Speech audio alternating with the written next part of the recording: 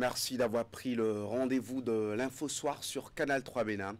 Eh bien, déballage et contradiction dans les dépositions ce matin. Au 5e jour du procès d'un Ivor, Kodjo Alofa, principal accusé, crie toujours au complot. Julien Pierre Akpaki, cité lors des audiences précédentes, et Dr Ghislain Akabassi, en qualité de sachant, ont été écoutés ce midi au tribunal de Cotonou. 99 motos, forces de défense et de sécurité dans les zones frontalières pour une plus grande efficacité au front terroriste dans le Septentrion. Le don de l'agence béninoise de gestion intégrée des espaces frontaliers a été remis aux bénéficiaires ce matin au ministère de l'Intérieur. Un tour chez les jeunes Amazones du Bénin en plein exercice physique, technique et tactique. Pendant 2 semaines, les jeunes filles visent le sacre continental des U15 scolaires. Elles sont en mise au vert à Akasato, en guise de préparation de la phase finale de ce championnat africain de la catégorie d'âge. Le procès d'un niveau défraie à nouveau la chronique. Les auditions dans le cadre de cette nébuleuse se sont poursuivies aujourd'hui au tribunal de première instance de Cotonou. Sont passés à la barre lors de cette nouvelle journée Julien Pierre Akpaki, ancien directeur général des médias audiovisuels publics, et Donatien Amoussou. A noter également l'intervention par visioconférence d'un expert. Le point avec Virgile Arroné. À la reprise du procès, le président du séance informe l'assistance que les mesures d'instruction complémentaires ordonnées à l'audience du 19 mars dernier ont été bel et bien exécutées. Une partie des pièces irrelatives a été mise à la disposition de la partie civile, de la défense et du ministère public. Mais il précise que ces pièces ne seront pas exploitées au cours de la présente audience, qui sera exclusivement consacrée à la poursuite des auditions.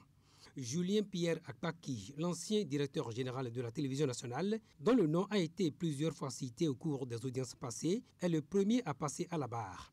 J'étais DG de l'ORTB quand je reçois un jour à mon bureau le nommé Auguste Amoussou, qui m'a informé qu'il avait des informations au sujet du véhicule recherché et qui faisait l'objet d'un communiqué qui passait en bande défilante sur la télévision nationale, a déclaré Julien Akpaki. Interrogé ensuite par le ministère public, il nie avoir mis en liaison Auguste Amoussou et le service de renseignement de la présidence de la République, en précisant au passage qu'il ne connaissait pas Auguste Amoussou. C'est plutôt lui qui me connaissait et qui s'était présenté à moi comme étant un journaliste, insiste-t-il. En tant que DG de l'ORTB, j'ai appris la disparition de Daïvo et je ne faisais pas en ce moment le lien entre le véhicule recherché et la mort de ce dernier, indique Julien Pierre Akpaki. Relancé par la partie civile, l'ancien DG de l'ORTB servira la même réponse avant de poursuivre. Ce n'est pas de mon propre chef que je les ai orientés vers le colonel Kouman Sigbo. C'est sur la demande d'Auguste Amoussou. Mais je ne savais pas que Kouman Sigbo était de la sécurité personnelle du chef de l'État. Non satisfaite de cette réponse, la partie civile l'interroge à nouveau. Qu'est-ce qui intéresse alors la présidence de la République dans une affaire de véhicules recherchés ? Rien, répondra-t-il, mais c'est de la volonté d'Auguste Amoussou de bien vouloir aller confier au service de sécurité de la présidence de la République les informations qu'il détenait au sujet de ce véhicule. Et moi, je l'ai orienté vers la première personne dont le nom était venu à l'esprit et qui était le colonel Kouman Sigbo, a-t-il poursuivi. Mais ces allégations sont battues en brèche par Donatien Amoussou, qui indique à la barre que le DG Akpaki et son grand frère Auguste Amoussou se connaissaient très bien. Il a même martelé que son grand frère n'a jamais demandé à Julien Akpaki de l'orienter vers la présidence de la République avant de réitérer que le jour de l'exhumation du corps à Wamé le 27 septembre 2010, qu'ils étaient bel et bien ensemble, son grand frère, Julien Akpaki et lui-même à la place du souvenir, alors place des martyrs. Suspendu après ces déclarations fracassantes, l'audience reprend quelques minutes plus tard. Et c'est au tour du docteur Akabassi Ghislain de déposer par visioconférence sur la toxicité du produit Picralimanitida à Yokpe enfant. Selon cet expert, ce produit que Kodjo Alofa dit avoir donné à Daïvo est utilisé dans la médecine traditionnelle pour traiter l'angine. Cependant, à forte dose, précise-t-il, il peut s'avérer dangereux pour la santé humaine en plongeant l'individu qui le consomme dans un état d'inconscience susceptible de lui être fatal. Mais Kodjo Alofa prend le contre-pied des déclarations du docteur Akabassi, notamment en ce qui concerne le produit objet de son intervention. Il n'a jamais été question, selon Alpha, d'Ayokpe, mais plutôt de Sokpakpe, un produit différent de celui dont a parlé l'expert. Par ailleurs, Kodjo Alpha a réitéré son innocence. Il indique ne pas connaître Pierre Urbain Daïvo et n'avoir jamais administré un quelconque produit à qui que ce soit. Comment puis-je donner un produit à quelqu'un que je ne connais pas? C'est sur cette déclaration de Kodjo Alpha que l'audience a été suspendue pour reprendre mercredi à 10h. Ce procès sur la disparition de Pierre Urbain Daïvo, repris depuis quelques semaines, ne semble laisser personne indifférent dans le village natal de cet ancien cadre du ministère de l'économie et des finances. Les populations disent suivre de près les discussions en prétoire relativement à ce dossier, une affaire qui justement touche leurs frères. Quelques-uns d'entre eux expriment leurs attentes au micro de Narcisse Alocet et Florent Dou. Nous sommes d'abord contents que la justice reprenne ce dossier-là en main. Pourquoi? Parce qu'on voudrait une clarification définitive par rapport à cette situation de notre frère. Il est de ma communauté, donc je suis peiné que jusqu'à la date d'aujourd'hui, on ne puisse pas concrètement dire avec précision s'il est là ou non. Alors que la justice soit bien dite. Le temps mis avant de reprendre ce dossier ne m'amène pas à croire qu'on veut nous faire voir la vérité. Si en 2016, en 2017, on avait repris ce procès, on pouvait s'attendre à avoir la lumière sur l'affaire. Le suspense qui est maintenu sur plusieurs années ne nous enchante pas. Parce que nous, on maintient toujours le deuil et on attend que la justice soit bien dite pour que nous puissions faire le deuil de notre frère. Donc notre souhait, c'est que la vérité jaillisse finalement. Parce que le flou qui a entouré ce truc-là, aujourd'hui, on nous confirme qu'il est mort. Nous avons besoin de 3 choses essentiellement. Premièrement, connaître le vrai assassin et non les supposés.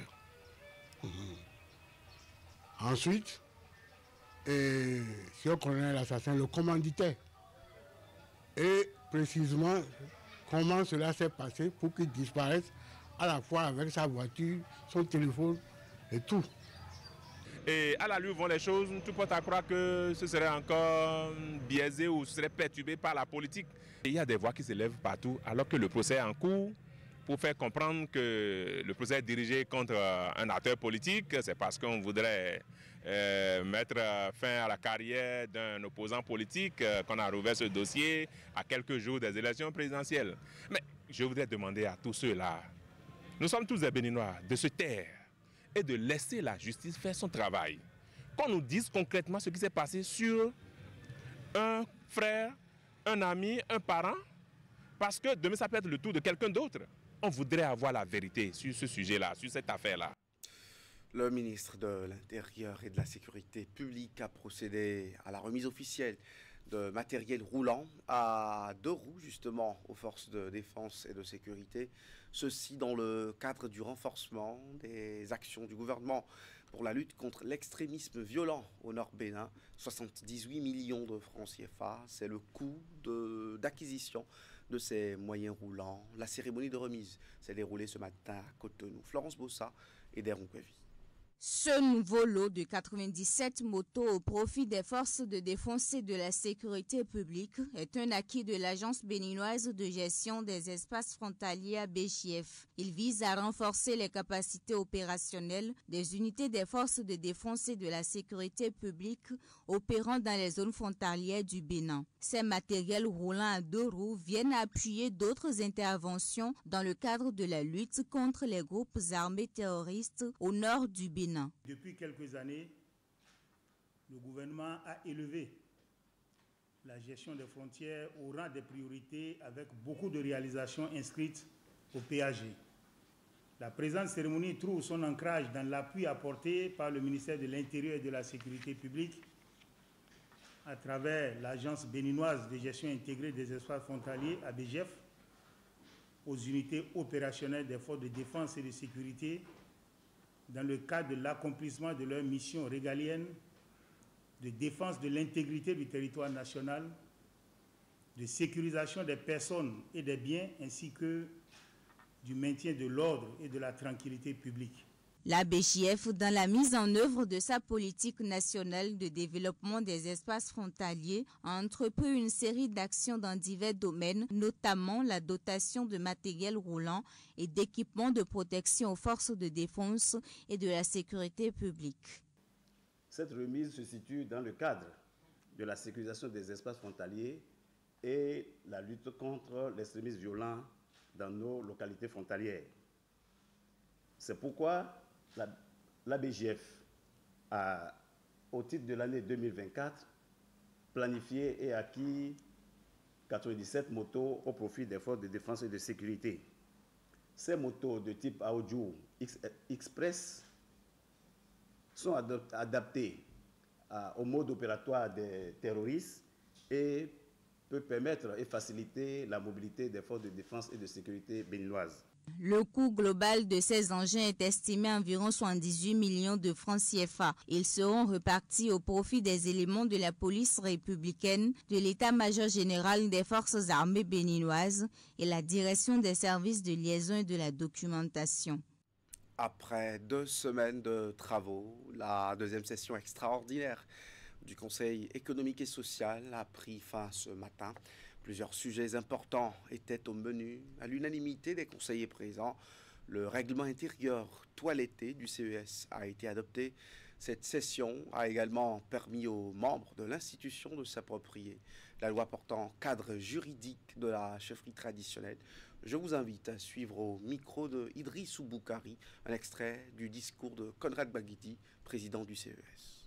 Au terme de cette session et à la lumière de la moisson engrangée, nous pouvons affirmer sans risque de nous tromper que nous avons réalisé une performance qui s'est révélée être au-delà de nos attentes. En effet, tout en nous consacrant résolument à l'examen et à l'adoption de nos textes réglementaires dans le but de se conformer à la nouvelle loi organique, nous avions eu l'énergie nécessaire pour parcourir les départements de notre pays au fin de relancer officiellement, du moins de lancer officiellement les activités des CES départementaux. Je ne saurais terminer mes propos sans reconnaître à sa juste valeur le remarquable travail des membres du comité restreint mis en place pour proposer à l'ensemble du Conseil économique et social un projet de modification du règlement intérieur qui a servi de base aux réflexions des conseillers, puis à l'adoption ce jour à l'unanimité, n'est-ce pas, par les conseillers au Conseil économique et social. Ce sera donc désormais l'une des boussoles de notre institution dans la mise en œuvre de ces activités. Je puis vous assurer des dispositions utiles et urgentes que je prendrai afin que, conformément à la loi, la Cour constitutionnelle exerce son contrôle de constitutionnalité sur le dit règlement intérieur dans les délais convenables. Conrad Baguidi, qui était à la tête d'une délégation à la préfecture de Porto Novo dans le cadre de la tournée nationale de l'institution, une descente du Conseil économique et social qui permet à cette institution constitutionnelle de s'imprégner des préoccupations des populations du département de l'Ouémé. Reportage de Julie Cho. Cette visite du président du Conseil économique et social vise à recueillir les préoccupations des populations. Ravi, la préfète Marie Apotrosou, les membres du Conseil économique et social départemental ainsi qu'autorités locales ont réservé un accueil fraternel à Conrad Baguidi et sa suite. L'autorité départementale saluant les réformes opérées par le CES pour dynamiser ses activités sur le plan national a exposé les défis auxquels son département est confronté. Elle a plaidé pour la construction d'un pont reliant l'Ouémé à l'Atlantique afin de faciliter la mobilité des populations. Nous voudrions très sincèrement qu'avec votre équipe, vous puissiez plaider en faveur des populations du département de l'Ouémé en ce qui concerne la stimulation du secteur agricole, à travers le désenclavement de la vallée. Prenant en considération toutes les préoccupations de la préfète, Conrad Baguidi a mis un accent particulier sur le rôle de son institution dans l'analyse des projets de loi à caractère économique et social.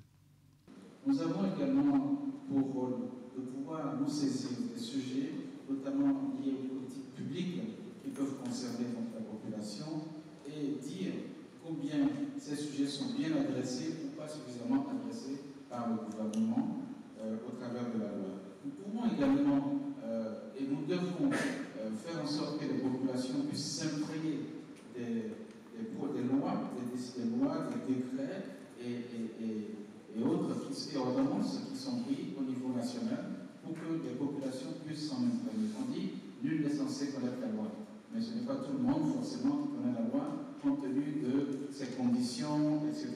Donc le CES a vocation à aller apporter ces informations et les expliquer. Le mandat que nous avons est un mandat assez court.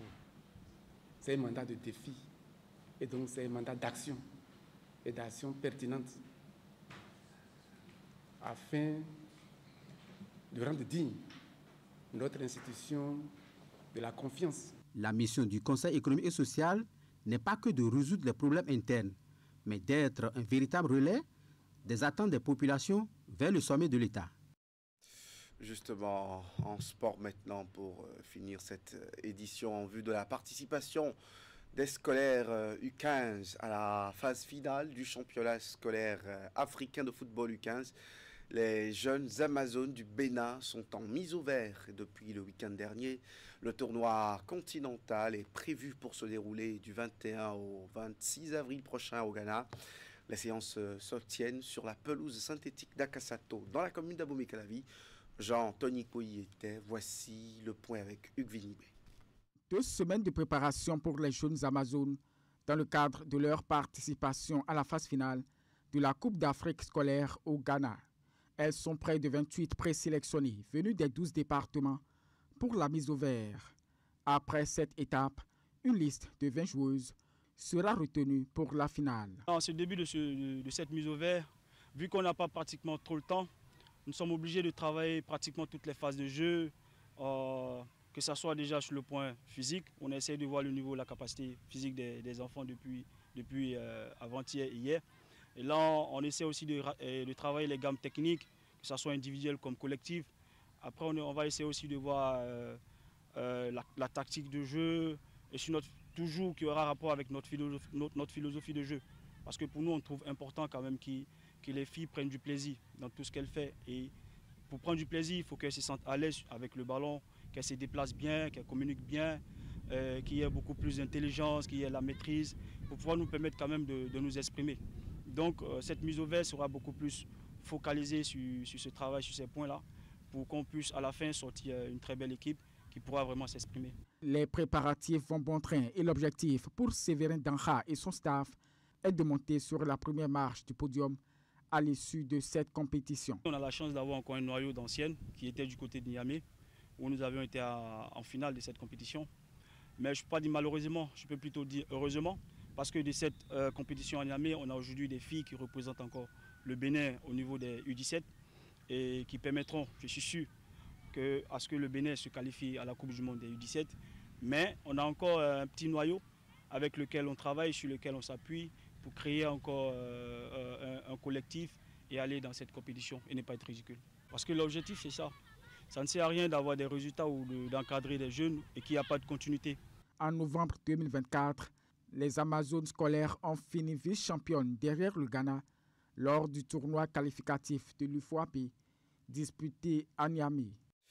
Le Ghana justement qui va accueillir cette phase finale de la phase continentale de ce championnat scolaire des U15 en Afrique. Eh bien, ce soir, on porte un regard sur la décentralisation au Bénin ces 9 dernières années. C'est bien la suite du bilan, du balai bilan des 9 ans de Patrice Talon au pouvoir. Eh bien, Prudent Lasséou, directeur de la radio compagnie Le Cité, Franck Kenevo, journaliste et spécialiste des questions de décentralisation, expert, sont les 2 invités de Wahab Ali Para, 7 à 20h dans l'Info Continue. Moi, je vous retrouve demain au JT Soir.